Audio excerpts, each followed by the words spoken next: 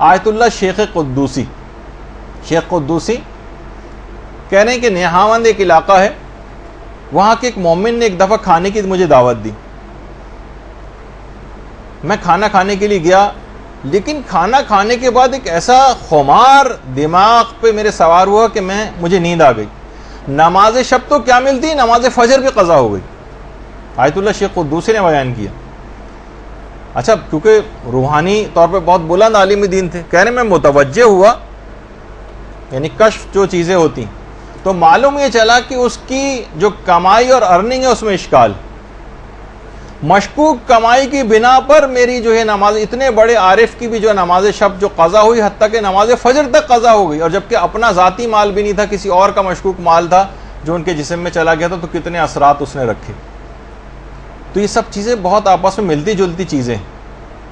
اور اصفہان کے جو ایک مبلغ تھے حجت الاسلام سید محمد حسین مدرس، انہوں نے بھی ایک واقعہ نقل کیا کہ وہاں کے طلباء نے ایک دفعہ جشن منعقد کیا تھا عید زہرا کے سلسلے میں، اور آخوند ملا کاشی بہت بڑے عارف اور عالم اس زمانے میں تھے، ان کو بلایا.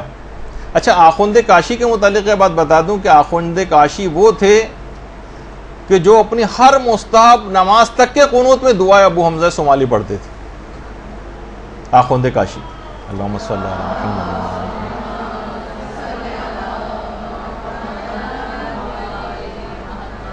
اور آخوند کاشی کہتے تھے کہ میں مدرسے کے باہر لگے ہوئے درختوں کی تسبیح کی آوازیں اپنے کانوں سے سنتا ہوں.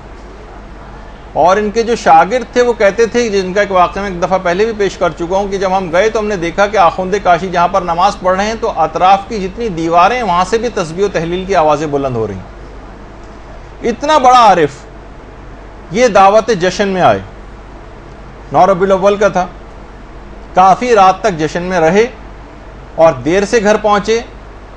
رات کو سوئے تو فجر میں آنکھ کھلی، نماز شب کا وقت نکل چکا تھا، نماز شب قضا ہو گئی.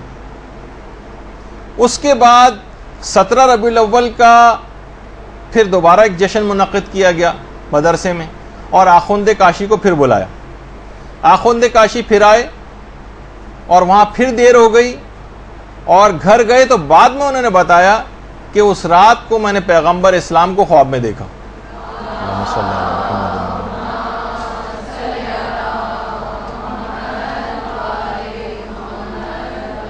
اس سے پہلے عید زہرا والے پروگرام میں گئے تھے جب نماز قضا ہوئی تھی. اب تو نماز قضا نہیں ہوئی، سو ہی رہے تھے کہ پیغمبر خواب میں آ گئے اور کہا کہ اس سے پہلے میں نے اپنی بیٹی فاطمہ کی خوشنودی قلب کے لیے تمہاری اس رات نماز شب نہ پڑھنے کے عمل کو معاف کر دیا تھا. آج پھر سو رہے ہو، اٹھو اور نماز شب پڑھو. پیغمبر اسلام نے آخوند کاشی کو سرزنش کیا کر کہا کیونکہ عید زہرا کا پروگرام اس رات تو میں نے اپنی بیٹی کی خوشنودی قلب کی وجہ سے تمہیں چھوڑ دیا تھا، لیکن پھر دوبارہ وہی غلطی کرنے جا رہے ہو. تو راتوں کو دیر تک کے ایسے پروگرامز کے جس کے نتیجے میں آپ کی عبادات متاثر ہوں، آپ کے واجبات متاثر ہوں، ان لغویات، یہ تو خیر بہت ہی نیک کام تھا، لیکن اس کے باوجود بھی عبادات بھی اگر آپ انجام، جیسے بہت سے لوگ پوری رات ایک شب بیداری جو ہوتی ہے اور ماتم ہوتا ہے وہ عبادت میں رات گزار رہے ہیں، لیکن نماز فجر اس کے بعد قضا کرتے ہیں. تو مستحب نمازیں بھی اس کا پیش خیمہ نہیں ہونی چاہیے کہ آپ کے واجبات قضا ہو جائیں، اور جن کا مقام اور بلند ہوتا ہے ان کے لیے ان کی نماز شب بھی قضا نہیں ہونی چاہیے. تو پیغمبر نے آ کر سرزنش کی. ائمہ خود کتنے زیادہ اس کے پابند تھے کہ امیر المومنین کی جو ایک کنیز تھی ام سعید،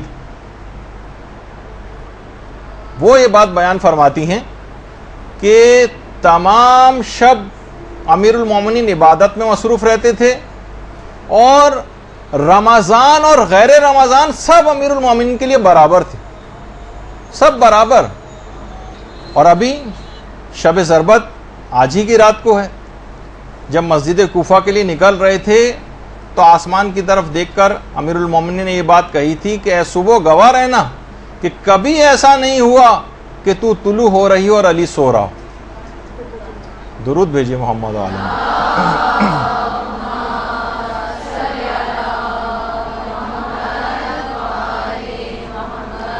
دیکھیے پھر یہ بات بیان ہو رہی ہے کہ ہر چیز کا ایک پیغام ہے، ایک فلسفہ ہے. یہ اعمال شب قدر جتنے بھی آپ انجام دیں گی، چاہے 2 رکعت نماز ہو، چاہے غسل ہو، چاہے اب زیارات ہوں، چاہے دعائیں ہوں، ان سب کا ایک فلسفہ ہے کہ ان عام زندگی کے دنوں کے اوپر اس رات کو آپ کو پیغامات کو پھیلانا ہے، پورے سال پر محیط کرنا ہے، پورے سال اب نماز شب کا پابند بننا ہے، پورے سال رات کے ایک حصے کو بستر سے الگ ہونا ہے.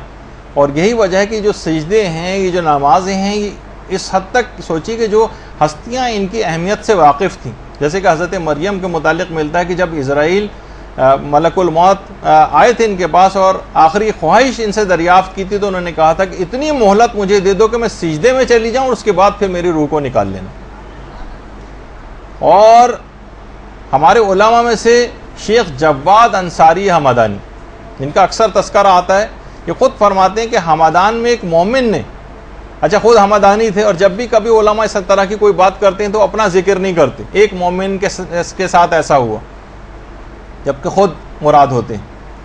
کہتے ہیں کہ حمدان میں ایک مومن نے نماز شب کے لیے جب وہ اٹھا تو دیکھا کہ 500 گھروں کی جو حدود ہے حمدان میں، اس میں ایک گھر میں زمین سے آسمان کی طرف ایک نور ساطع ہو رہا. باقاعدہ رسالہ جو لقاء اللہ ہے اس کے اندر بھی یہ واقعہ ہے. تو اسے الہام ہوا اس مومن کو کہ اس مکان میں حضرت حجت نماز شب کو ادا فرما رہے ہیں.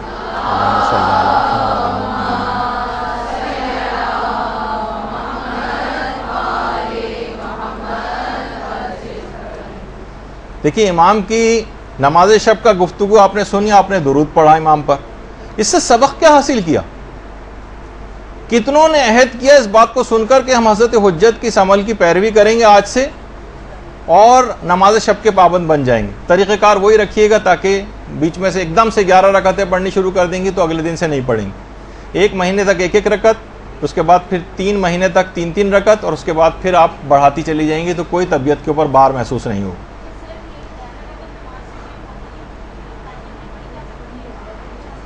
ہاں مختلف ٹائمنگز میں بھی پڑھ سکتے ہیں، خیر وہ تو اس کے مسئلے الگ ہیں، لیکن اس کا پابند ہونا. برحمتك يا أرحم الراحمين وصلى الله على محمد وآله الطاهرين.